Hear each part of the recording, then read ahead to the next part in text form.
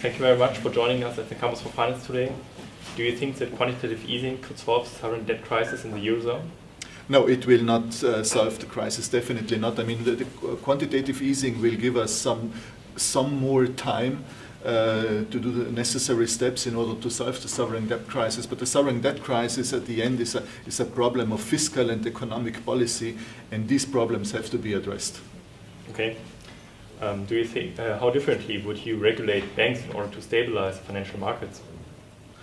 Well, I mean, that is a very, very comprehensive discussion, and you can raise a lot of things there. I think the most important thing here is that we have done a lot of regulatory reforms, especially the implementation of Basel III, and now I think it's time to give the banks the time to implement all these reforms, to take the necessary steps, and this is why I'm really convinced that now we should stop regulation for at least 5 years, give the banks the time, as I said, to implement all these rules, and after 5 years then we can continue the discussion how to go on. Okay, but that also implies that Basel III went into the right direction and implemented the right measures. Yeah, I mean, I would not say that Basel III is in every case is going into the right direction. So I have criticized Basel III for a lot of things, but I mean, now we have to accept Basel III has been implemented. We have now the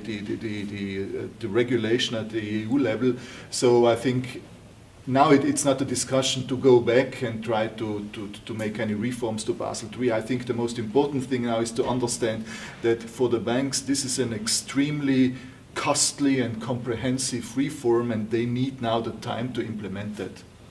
Okay. Do you think that due to the low interest level that risk is sometimes underestimated, especially in search for higher yields? Yeah, I mean, sometimes, or there have always been times when risk has been underestimated, and of course also today in some respects risk is underestimated, maybe in other respects risk is not underestimated. But it is clear that the investors, especially the institutional or the long side investors, have tried to look for alternative investments, and we know from not only from the textbooks but also from empirical evidence that the only way to achieve higher returns is to accept higher risk. That is a fundamental law that has always been true. It is true today, and so every investor that is doing this has to have in mind that by searching for higher returns, he is searching for higher risk.